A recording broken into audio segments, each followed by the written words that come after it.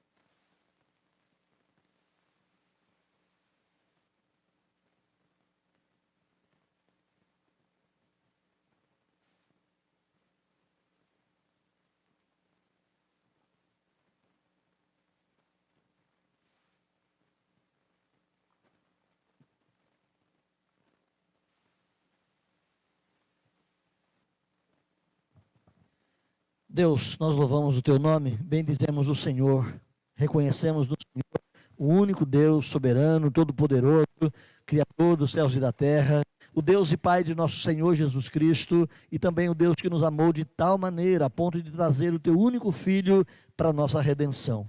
Nós louvamos o Senhor porque o Senhor ouve a nossa oração e o teu povo se colocou diante de ti agora, Pai, colocando esses irmãos diante do Senhor. Oramos porque o Senhor nos atende. Em nome de Jesus. Amém. Efésios capítulo 6.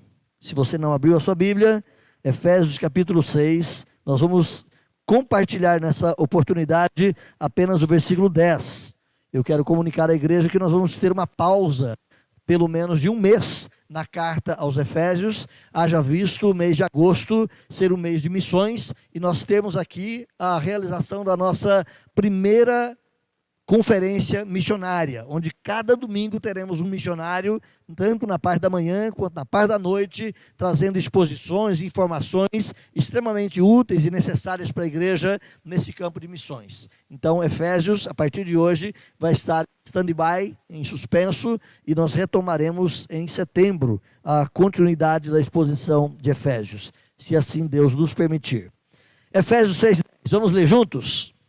Quanto ao mais, sede fortalecidos no Senhor e na força do seu poder. Vamos ler de novo?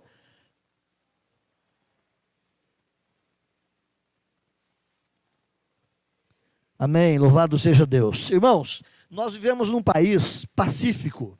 Você se lembra quando foi a nossa última guerra? Quando foi que o Brasil participou pela última vez numa guerra? Segunda Guerra Mundial, nós tivemos um grupo de brasileiros que foram lá para a Europa e tem a grande, famosa conquista do Monte Castelo, lá na Itália, onde o Brasil teve uma participação extremamente importante. Mas foi uma guerra mundial, não foi uma guerra apenas contra o nosso país. A nossa última guerra, alguém guerreando contra o nosso país diretamente, foi lá no final do século passado, início do século... início do século passado, estamos já um século à frente, né? Quando o Brasil guerreou contra Paraguai. Praticamente foi essa última grande guerra que nós tivemos. Nós somos um país que vive pacificamente com os nossos vizinhos, graças a Deus por isso. Mas eu pergunto, apesar da paz que o Brasil vive, em termos de conflitos externos, você enfrenta uma guerra?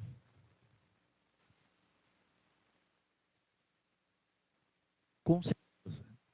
Se você é um crente convertido a Cristo Jesus, você enfrenta uma guerra. E essa guerra se desdobra na nossa vida em algumas áreas. Você guerreia primeiramente contra você mesmo. O bem que eu quero fazer, eu não faço. O mal que muitas vezes eu sei que não devo, esse eu faço. Existe uma guerra interior em cada crente. Se você não está em guerra contra você mesmo, você tem um problema muito grande na sua relação com Deus. Segundo campo de guerra que o cristão enfrenta é uma guerra contra o mundo, uma guerra contra os princípios que normatizam, que orientam a conduta da nossa sociedade caída e demonizada, uma sociedade sem Deus. E se nós simplesmente vamos na correnteza sem enfrentar esses embates, sem nos colocarmos em oposição à sociedade caída, também temos um problema na nossa relação com Deus. E terceiro, existe uma guerra contra forças espirituais da maldade. Nós estamos em guerra. Não pense que a tua vida é um mar de rosas, não pense que você está simplesmente vivendo uma bonança, mas nós estamos em guerra. Meus irmãos, por não viver na consciência de que nós estamos em guerra, tem muito crente sendo derrotado, espezinhado pelos poderes das trevas e muitas vezes amargando derrotas horríveis na vida e tendo uma vida extremamente infeliz. É crente, crê em Jesus Cristo, crê na salvação em Cristo, mas vive mais caído do que levantado. Tem muito crente assim, porque perde a consciência de que nós estamos em guerra. E essa guerra não vai acabar. Essa guerra não vai parar enquanto você não morrer ou enquanto o Senhor Jesus Cristo não voltar na sua glória. A igreja é um povo guerreiro. A igreja é um povo que vive numa guerra e essa guerra, como dissemos, o fim dela está na morte de cada um de nós, ou o fim dela está no retorno do Senhor Jesus. Então, só para voltarmos, irmãos, mais uma vez, a questão do contexto, Paulo estava preso em Roma. Paulo estava lá e passou nessa prisão pelo menos 2 anos. E é nesse momento de prisão ali, não sabemos exatamente a data, mas é nesse tempo de prisão que Paulo escreve esta carta aos Efésios. É bem possível que Paulo tivesse ao lado ou na frente dele ali um brutamontes de um troglodita, de um soldado romano muito bem aparamentado, com as armaduras e com todos os artifícios do combate que ele usava ali naquela situação. É possível que Paulo estivesse então vendo aquele soldado cara a cara e depois de falar de várias necessidades do crente, ser cheio do Espírito Santo, quem sabe agora olhando para aquele soldado, ele lembra, tem algo mais. O crente precisa ser cheio do Espírito também para viver em guerra, também para guerrear contra os poderes das trevas, também para guerrear contra esse mundo de maldade no qual nós estamos. Então não perca isso de vista. Paulo vai passar a falar, a partir de agora, do verso 10 ao verso 24, sobre a última forma de andar em Cristo, é o andar em vitória. Se você se lembra, do versículo 1 ao 16 do capítulo 4, nós falamos sobre andar em unidade. Do capítulo 4, versículo 17, até o 5:17, nós falamos em andar em pureza. Não vivam mais como viviam os gentios. Do capítulo 5:18 ao 6:9, nós falamos em andar em harmonia. Mulheres com homens, pais com filhos, empregados com seus senhores e vice-versa, e a recíproca se dá nessa relação de harmonia. E do capítulo 6, versículo 10 ao verso 24, Paulo fala conosco então sobre andar em vitória. Não andem mais subjugados, não andem mais dominados pelos poderes que te cercam, mas viva uma vida de vitória. Então Paulo vai dizer aqui, quanto ao mais, ou seja, além de tudo isso que eu disse, não se esqueçam, quanto ao mais, fortaleçam-se no Senhor e na força do seu poder. Então eu quero compartilhar com os irmãos esse tema que propusemos aqui, a plenitude do Espírito Santo condiciona o cristão a vitórias nas batalhas espirituais. E eu quero apresentar 3 proposições, espero ser breve nisso, quando Paulo nos ajuda a compreender o texto. E a primeira proposição que eu ponho é que existe uma realidade de uma batalha espiritual no ensino bíblico. Essa questão de batalha espiritual é um tema um tanto quanto controverso, é um tema um tanto quanto confuso, porque tem muita heresia, tem muito erro no meio da igreja sobre essa questão de conflito e de batalha espiritual. Mas não podemos negar, existe uma guerra espiritual, existe uma batalha espiritual, existem seres espirituais da maldade que nos cercam o tempo todo, que rodeiam a nossa vida, diz Pedro, como um leão à nossa volta, esperando o momento de dar o bote, de nos abocanhar, de nos derrubar nas suas ciladas. Então, meus queridos, nessa sessão que se inicia nesse ponto, do versículo 10 em diante, transparece aqui a crença na existência do mundo dos espíritos, espíritos maus, o que também aparece em todo o Novo Testamento. Então, essa crença de Paulo que existe espíritos da maldade, não é apenas uma ideia de Paulo, não é algo que ele trouxe do paganismo, mas é algo que Paulo expõe à luz da própria Escritura. Toda a Escritura fala dessa presença de seres espirituais da maldade. Muitos cristãos, meus irmãos, colocam de lado essa doutrina, ou seja, não dão muita atenção para isso, mas é importante nós lembrarmos que no estudo da própria parapsicologia, que é uma ciência de estudo de comportamento da mente humana, a própria parapsicologia também mostra a existência de forças estranhas na mente humana, no comportamento humano, nas reações humanas, forças estranhas e poderosas de natureza negativa que operam no nosso mundo. Então, as próprias ciências de comportamento humano também nos ajudam a perceber essa realidade. Hoje o cristianismo trafega entre 2 extremos quanto a essa questão das entidades espirituais. Existem 2 extremos. Qual é o primeiro extremo? O primeiro extremo, de um lado, se vê na teologia pentecostal, especialmente o neopentecostalismo, muito forte no Brasil em nossa época, entendendo que tudo é demônio. O carro perdeu a partida, tem que repreender o demônio do motor pifado, né? Você tropeça na rua, é uma pedra que está ali, tem que repreender o demônio que te fez tropeçar, ou seja, tudo é demônio, tudo tem presença maligna. Então é um exagero da igreja, muitas vezes, em olhar essa nuance, olhando para um extremo onde tudo é demonizado, tudo é arte maligna na vida do indivíduo. Então, até mesmo concedendo poderes, por exemplo, sobre localizações. Certamente muitos de vocês, ou todos vocês, já ouviram falar sobre demônios territoriais. Essa teologia, né, ou essa forma de olhar essa questão da espiritualidade no meio pentecostal especialmente, é muito forte no Brasil. Quem são os demônios que controlam Itanhaém? Essa é a preocupação deles. Onde está o trono de Satanás aqui em Itanhaém? E daí por diante, no meu bairro, qual é o demônio que controla o meu bairro? Então existe uma preocupação exagerada em querer conhecer e saber se existem esses demônios territoriais e como eles agem para que possamos repreendê-los, expulsá-los e tirá-los da nossa dimensão de vivência. Então isso é um exagero. Nós não cremos em demônios territoriais. Nós cremos que existem demônios, que existem seres espirituais da maldade e que eles estão na terra, operando contra a vida humana, especialmente lutando contra a igreja. Então, esse é um extremo, de ver demônio em tudo. O segundo extremo, nós vamos partir para a teologia liberal, onde os teólogos liberais desacreditam por completo. Não existe demônios. Ah, mas e os textos bíblicos? Bem, eles vão dizer que os textos bíblicos, então, eram, na verdade, manifestações, naquela época, de fenômenos inexplicáveis do comportamento da mente humana, uma esquizofrenia, uma epilepsia, doenças que muitas vezes jogavam as pessoas no chão e elas tinham as suas dificuldades, mas que hoje a ciência moderna explica tudo isso. Então, para os teólogos liberais, não existem seres espirituais da maldade, mas apenas reações humanas, da mente ou do corpo enfermo. São dois extremos. Você está do lado do exagero da presença maligna, ou você está do lado do exagero da não existência de seres malignos. Onde que nós estamos em tudo isso? Então, meus irmãos, é importante nós olharmos para a Escritura com essa compreensão.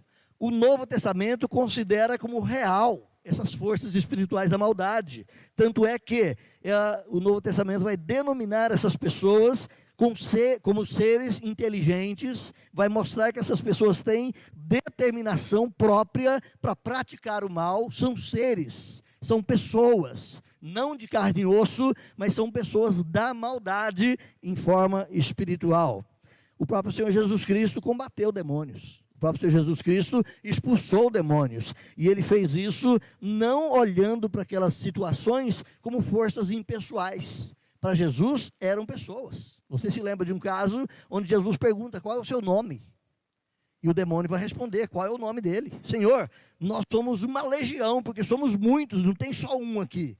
Se for para saber o nome de todo mundo vai demorar, porque tinha ali mais ou menos uma legião. Uma legião era uma composição do Império Romano que comportava de 4 a 6 mil soldados. Então existia naquela pessoa um número tão grande de demônios que eram muitos. E Jesus fala com eles, entendendo que eles eram seres pessoais, inteligentes, racionais, que compreendiam as coisas e não apenas uma força ou uma anomalia do corpo ou da mente humana. Jesus considerou a questão desses seres como seres reais.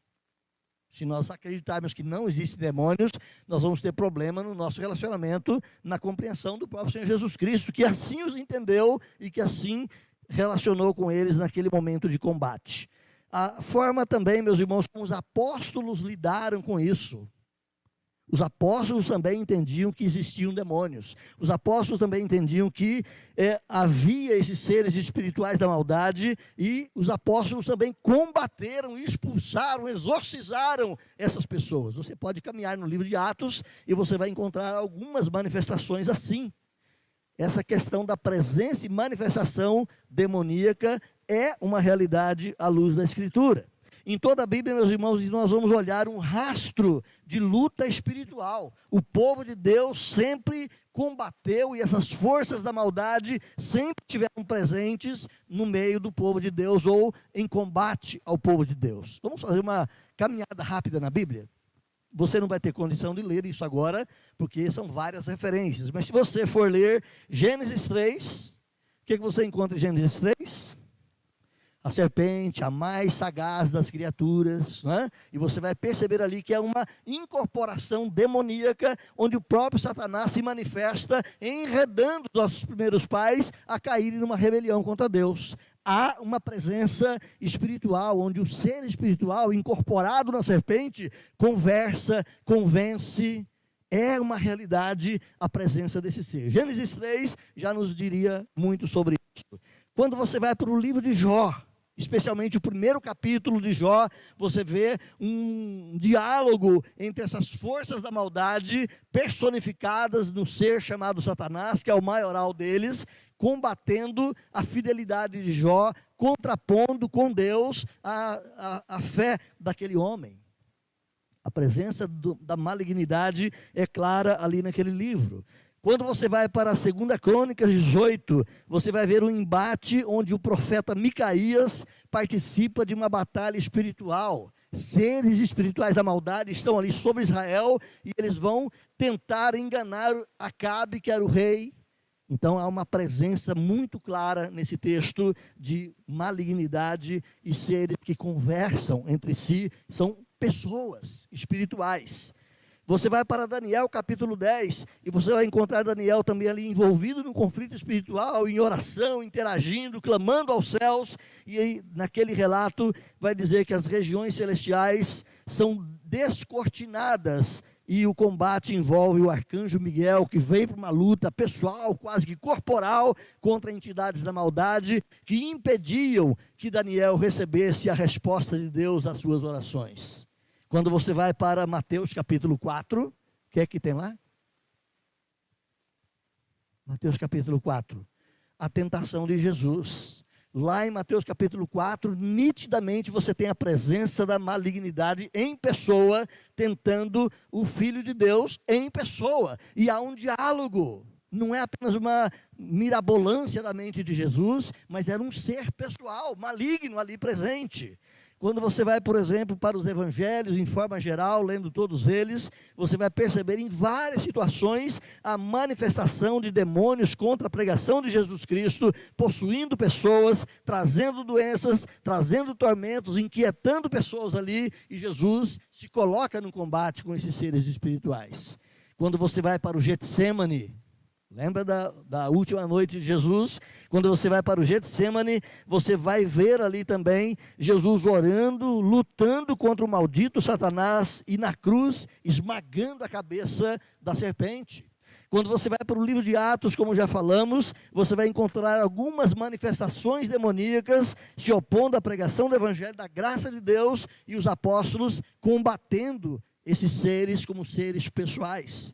Quando você chega em Apocalipse, especialmente, você vai ver uma clara manifestação dos poderes das trevas numa escala mundial, onde eles enganam as nações, onde eles trazem todo tipo de males sobre a humanidade. Não dá para negar. À luz da Bíblia, não temos como negar. Existe sim um mundo espiritual. Então, ignorar essa realidade da batalha espiritual, meus irmãos, é ignorar a própria Bíblia. Nos dois testamentos, de Gênesis a Apocalipse. Volta para Efésios.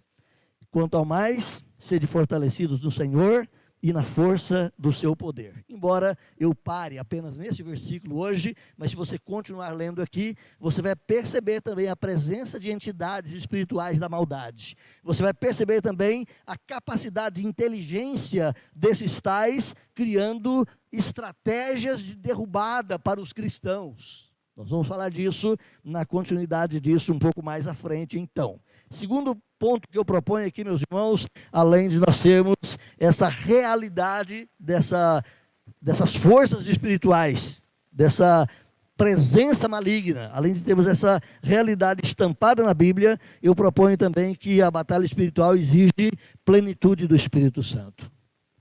Se você não buscar a plenitude do Espírito Santo na sua vida, você vai ser uma presa fácil.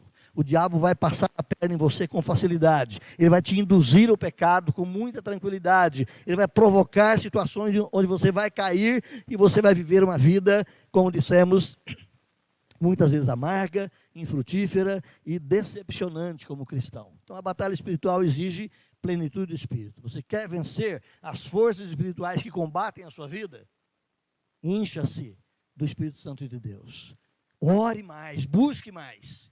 Em certa situação, o Senhor Jesus Cristo subiu ao monte para orar. E ele passou um tempo lá em oração. E foi tão maravilhoso aquele período, se você for ler capítulo 17 de Mateus. Foi tão belo aquele tempo de oração ali, que os céus se abriram. Moisés e Elias desceram e se manifestaram ali naquele momento com Jesus. O Senhor Jesus Cristo, embora homem, físico, ele transfigurou-se de tal maneira e o brilho da glória de Deus incorporado nele manifestou de tamanha grandeza que os discípulos ali representados ficaram estupefatos, maravilhados da presença de Jesus em glória. E disseram: Senhor, que coisa maravilhosa, vamos ficar aqui, vamos construir 3 tendas, uma para o Senhor, uma para Elias, outra para Moisés, e vamos viver aqui nesse lugar maravilhoso. Jesus falou: não, vamos embora, vão descer, porque lá embaixo tem pessoas precisando da gente. E quando Jesus desce o monte com eles, lembra o que eles encontram? Uma situação de possessão demoníaca, onde os outros discípulos que não haviam subido ao monte, estavam ali lutando e sendo esmagados pela força demoníaca presente ali naquela criança. Eles não conseguiam libertar aquela criança. E Jesus então toma pé da situação, resolve o problema e vai dizer para os seus discípulos o seguinte: esse tipo aqui é só com oração e jejum. Crente raso não expulsa demônio. Crente raso é enganado pelo diabo. Crente raso é vencido com facilidade. Você precisa se encher do Espírito Santo. Busque o Senhor com afinco. Busque o Senhor com jejuns e lágrimas. É com jejum e oração que você se enche da presença, do poder e da graça de Deus, anuído todo o conteúdo da palavra. Então a batalha espiritual, meus irmãos, exige plenitude. Exige que você realmente se encha do Espírito Santo. E eu repito o que eu falei há alguns domingos atrás. Não buscar a plenitude do Espírito Santo é pecado. Não buscar a plenitude do Espírito Santo é rebeldia contra Deus. É jogar no jogo do inimigo. Então, cada cristão precisa se devotar mais. Cada cristão precisa se debruçar mais em oração, em consagração ao Senhor. Paulo queria, meus irmãos, que soubéssemos aqui que a vitória sobre o pecado não é coisa pequena, não é coisa simples, antes ela é alcançada com luta. O autor dos Hebreus, lá no capítulo 12, ele vai dizer para aquela igreja, ou para aquela comunidade, dizendo o seguinte: irmãos, vocês ainda não lutaram contra o pecado até o ponto de chegarem ao sangue. Uma igreja que estava bem, acomodada, mas que não brigava consigo mesmo, que não lutava consigo mesmo, não enfrentava essa luta contra o pecado. E Paulo vai mostrar para nós exatamente isso. A luta contra o pecado não é coisa simples. Ser crente, ser salvo, não é só vir à igreja, cantar louvores e ir para casa. Tem algo mais na vida que precisa ser feito. Quanto ao mais, sede fortalecidos no Senhor e na força do seu poder, diz Paulo aqui no verso 10. A expressão sede fortalecidos, lá no grego a palavrinha endunamuste, significa fortalecer-se, significa tornar-se forte, buscar força. Então nós temos aqui uma convocação aos crentes para que eles busquem o poder espiritual. Fortalecei-vos no Senhor, encham-se do poder de Deus, porque a batalha vem, a luta vem, o momento vem, e você não sabe se você vai parar de pé ou não, mas se estiver fortalecido no Senhor, Paulo vai dizer depois aí, lá no versículo 13, você vai poder resistir no dia mau, e vai poder ficar firme, vai poder ficar de pé, você vai lutar, querendo ou não, mas se você não estiver cheio do Espírito Santo, você vai ser derrubado. Mas se você estiver cheio do Espírito, fortalecido no Senhor, você vai lutar sim e vai permanecer de pé. Então, queridos irmãos, o texto de Paulo, que nós já passamos por ele lá em Efésios 1, 19 a 21, nós vamos aprender com Paulo ali que esse ensino está campeando, como dissemos, em toda a Bíblia e também em toda a carta aos Efésios. Olhe lá, Efésios 1, 19 a 21, que Paulo diz: e qual a suprema grandeza, ou seja, ele estava dizendo que ele orava para que aqueles irmãos pudessem conhecer mais de Jesus, encher-se mais de Jesus, ser mais pleno de Jesus Cristo e poder conhecer qual a suprema grandeza do seu poder para com os que cremos, segundo a eficácia da força do seu poder, o qual exerceu ele em Cristo, ressuscitando-o dentre os mortos e fazendo-o assentar à sua direita nos lugares celestiais, acima de todo principado, toda potestade, todo poder, todo domínio e todo nome que se possa referir, não só no presente século, mas também no vindouro. Ou seja, Paulo estava mostrando para a igreja que em Cristo Jesus somos fortalecidos, em Cristo Jesus somos abençoados de tal modo que nós vamos estar com Cristo, vencendo esses poderes. E ele fala que Jesus Cristo foi ressuscitado pelo poder de Deus, e é esse poder de Deus que nós também devemos ter em nossa vida. O mesmo poder, se você olha o versículo 20, o mesmo poder que ele exerceu em Cristo quando o ressuscitou dentre os mortos. E se você olha o versículo 21, principados, potestades, poderes, domínios, essas nomenclaturas, vamos vê-las depois, mensagens à frente, você vai perceber que essas nomenclaturas que Paulo usa aqui, embora pertinentes à estrutura hierárquica do exército romano, eram também estruturas de poderes espirituais. É como se fosse um exército, onde você tem um supremo general e os escalões menores descendo de cima para baixo, e Paulo usa exatamente isso. Principados, potestades, poderes, domínios, são forças espirituais da maldade, mas Jesus está acima desses nomes todos. Então você precisa se fortalecer. Irmãos, é somente através do poder de Deus que ressuscitou a Cristo, esse mesmo poder que levantou a Cristo dentre os mortos, é através desse poder que nós podemos esperar vitória sobre os poderes espirituais da maldade. Esse poder é conferido misticamente ao cristão. Todo cristão pode ter esse poder de Cristo na sua vida. Então, não existe na Bíblia o dom de exorcista. Quando você estuda dons espirituais na Bíblia, você não encontra essa capacitação. Ah, Deus deu para um irmão o dom de expulsar demônio. Não, todo crente pode expulsar demônio. Todo crente pode enfrentar entidades malignas e todo crente tem o poder de Deus na vida dele, se assim buscado, para poder ter vitórias contra essas entidades malignas. Capítulo 6, verso 16, em Gálatas, Paulo vai dizer assim: digo, porém, andai no Espírito e jamais satisfareis as concupiscências da carne. Você quer ser vitorioso contra você mesmo? Ande no Espírito. Encha-se do Espírito. A vitória é em Cristo Jesus. Então a busca, meus irmãos, pelo Senhor, nos supre desse poder. Não podemos, de novo, nos conformar em apenas vir na igreja uma vez por semana e achar que está tudo bem. Precisamos buscar mais o Senhor, orar mais, clamar mais, estar diante dEle, buscar mais a sua palavra, conhecê-lo mais.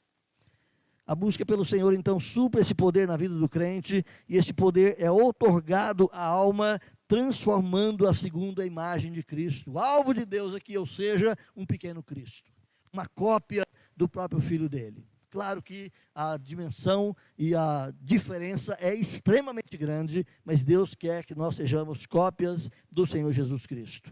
Essa concessão do poder pelo Espírito Santo, irmãos, assegura então a vitória moral e a derrota dos poderes malignos que possam destruir a imagem de Cristo em nós. É preciso que busquemos esse poder. Que tempo você devota na sua vida para buscar o Senhor? 2 horas na escola dominical, mais 2 horas no culto à noite, fecha a semana e volta domingo que vem. É assim? Ou você gasta tempo em casa, ou você ora na sua casa, ou você acorda na madrugada, ou você desperta num momento específico, ou você separa um cantinho para você buscar o Senhor. Então o poder para o cristão, meus irmãos, ele está disponível em Cristo Jesus. O crente precisa buscá-lo. O crente precisa se encher do poder de Cristo na sua vida, e esse poder deve ser então buscado e vivenciado por meio de uma comunhão viva com o Senhor. Jesus não é um ícone de adoração. Jesus não é um ídolo que temos na igreja. Jesus não é apenas uma referência que nós pensamos nele de vez em quando. Ele é uma pessoa. E ele quer amizade conosco, quer relacionamentos conosco. Então, esse poder está disponível, mas o cristão precisa buscá-lo. Leia de novo, Efésios 6:10. Quanto ao mais, fortalecei-vos no Senhor e na força do seu poder.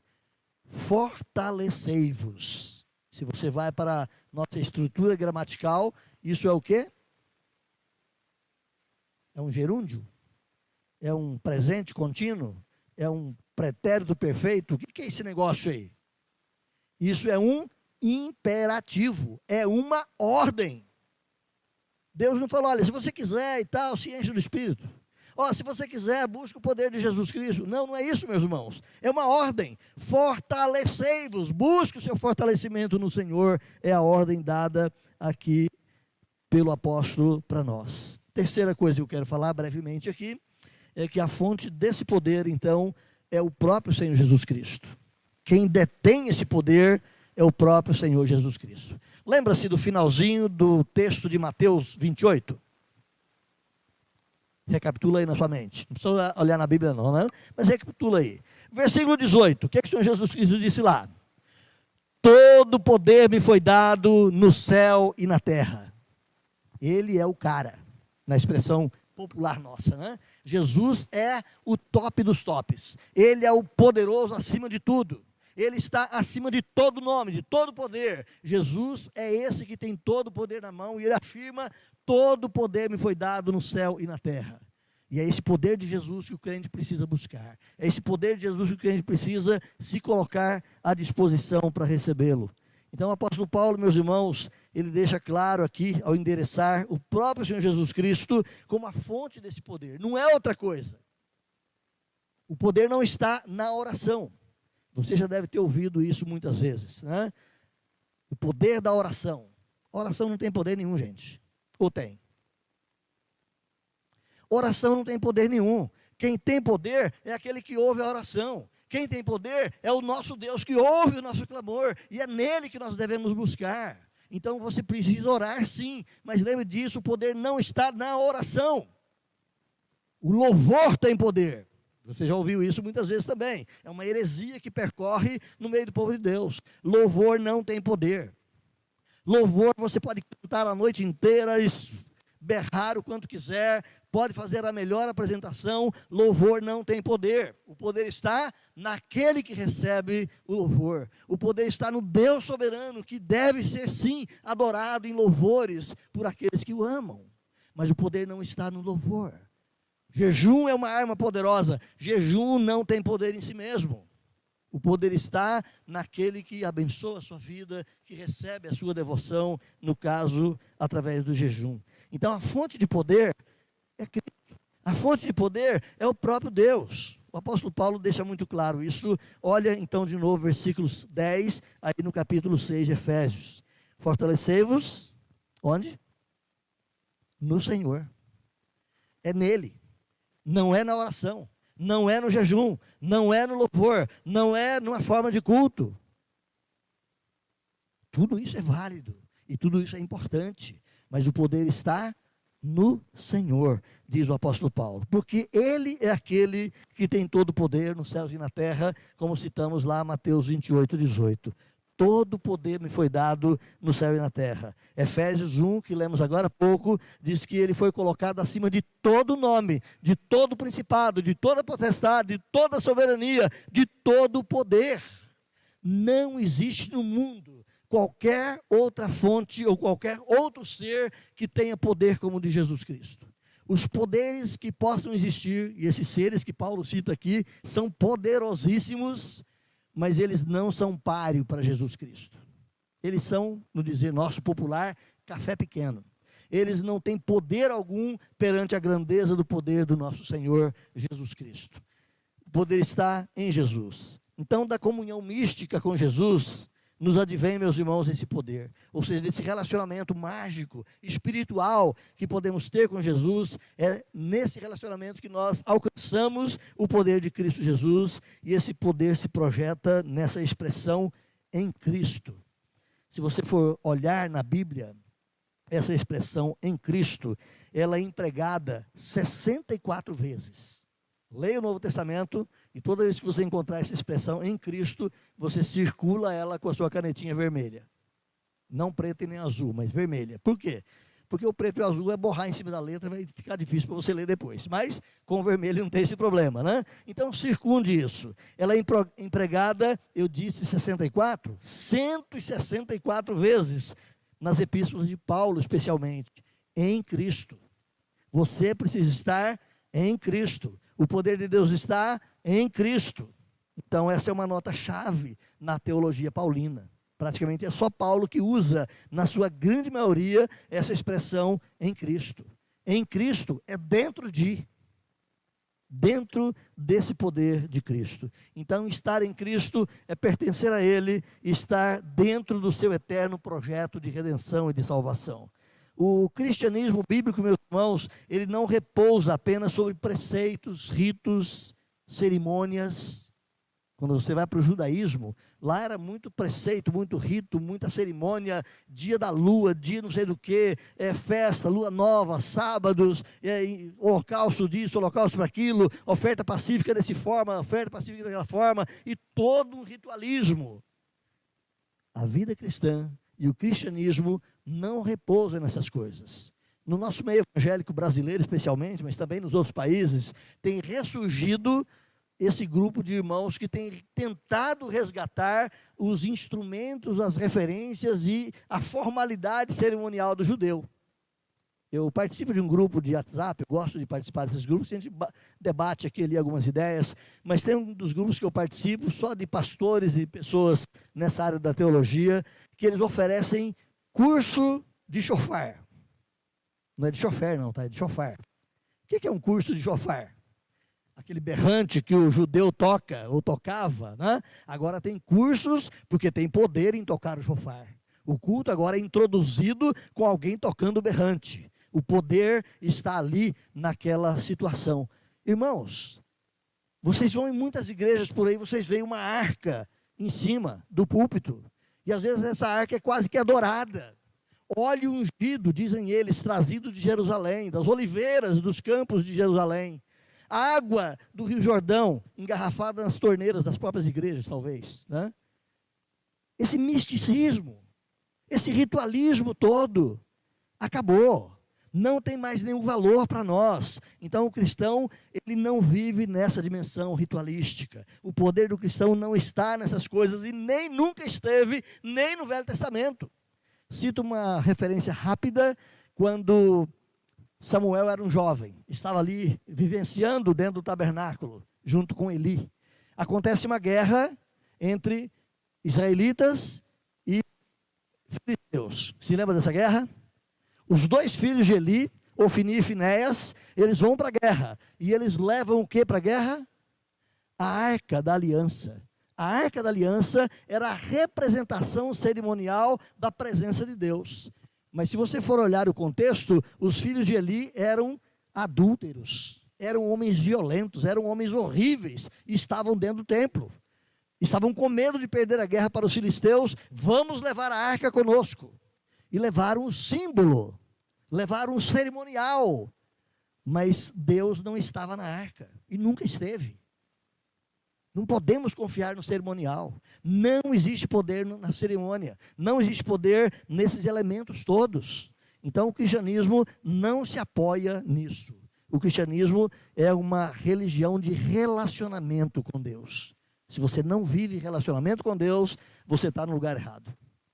Se quiser viver relacionamento com Deus, é no cristianismo. Se você quiser viver apenas cerimônias religiosas, existem milhares de outras por aí que fazem isso. A vida espiritual, ela deve ser muito, muito mais do que tudo isso para o cristão, porque ela é comunhão com Deus, como dissemos, é relacionamento com Deus através de Cristo Jesus, na mediação do seu Espírito Santo.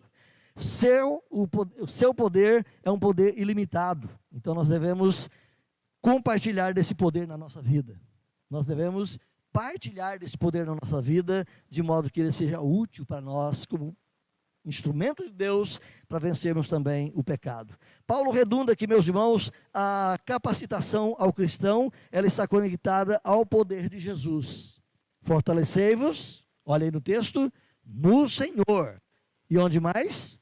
Na força do seu poder. Então, essa força do poder é conectada ao próprio Senhor Jesus Cristo. A palavrinha original lá no grego é a palavrinha kratos, e essa palavrinha kratos indica força, indica o carregamento de uma ideia de intensidade, de uma soberania, de um poder que é dado. Então, esse é o poder de Jesus, é a soberania de Jesus. Fortalecei-vos na força desse poder de Jesus. O grego apresenta, meus irmãos, ainda uma outra palavrinha ligada aqui, força do poder. Percebe aí? Fortalecei-vos na força do poder. Então, enquanto kratos é a palavrinha força, nós vamos encontrar aqui a palavrinha isris, que é a palavra poder, e ela está exatamente nessa dimensão de indicar esse poder que pertence ao Senhor, esse poder que é de Jesus Cristo. Então, meus irmãos, estando em Cristo, o crente pode empreender as lutas contra o pecado. Estando em Cristo, ele pode combater o mal em si mesmo, combater o mal na sociedade e combater o mal das forças espirituais da maldade, e a Bíblia garante que você vai ficar de pé, você vai ser vencedor. Lembra desse texto lá de Romanos 8?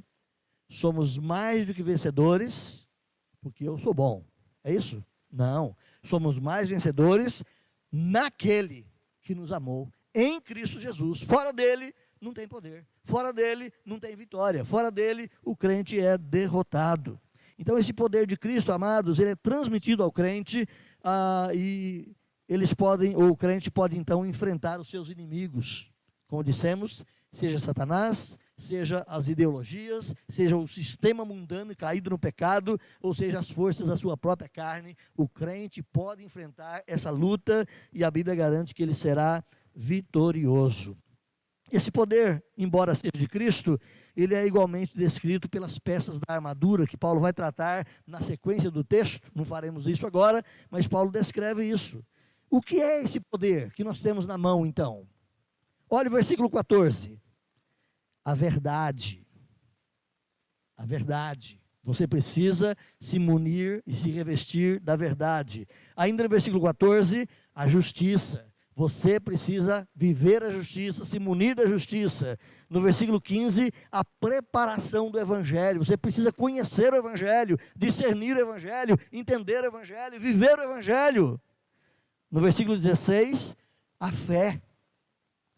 No versículo 17, a certeza da salvação, ou capacete da salvação. No versículo 17 ainda, a palavra de Deus. No versículo 18, a oração e súplica.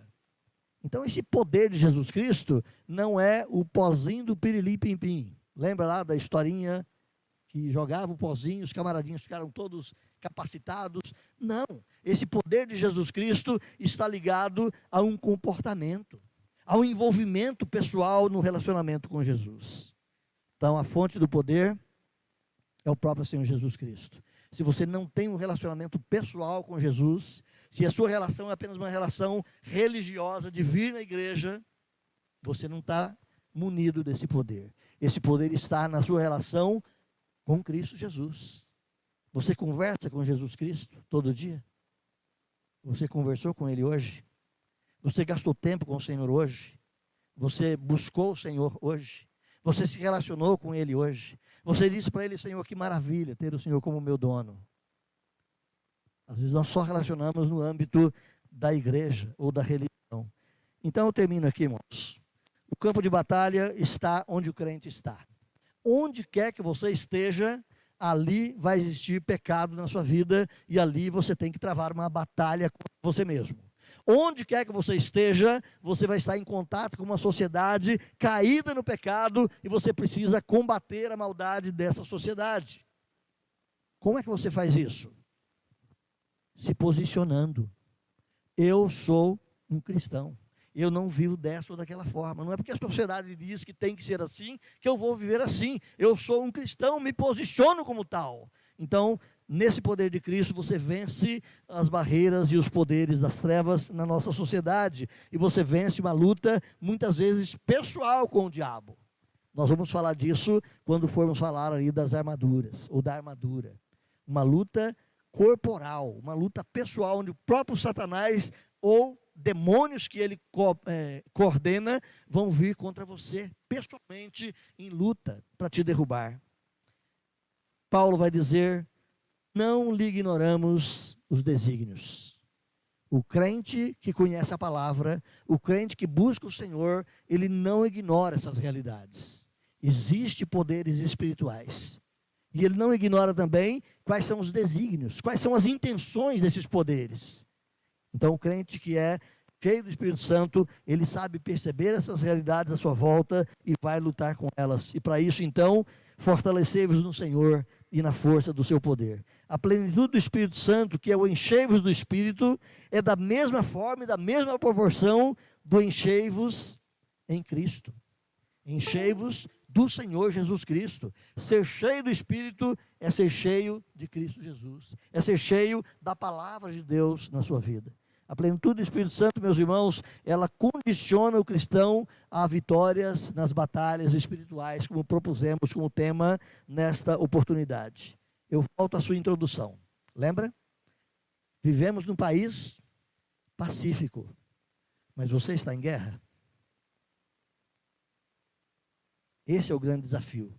Essa é a grande coisa que nós não podemos perder de vista. Estamos em guerra. E precisamos manter os olhos abertos. Precisamos saber quem é o nosso inimigo. Quais as formas de cilada que ele propõe na nossa caminhada.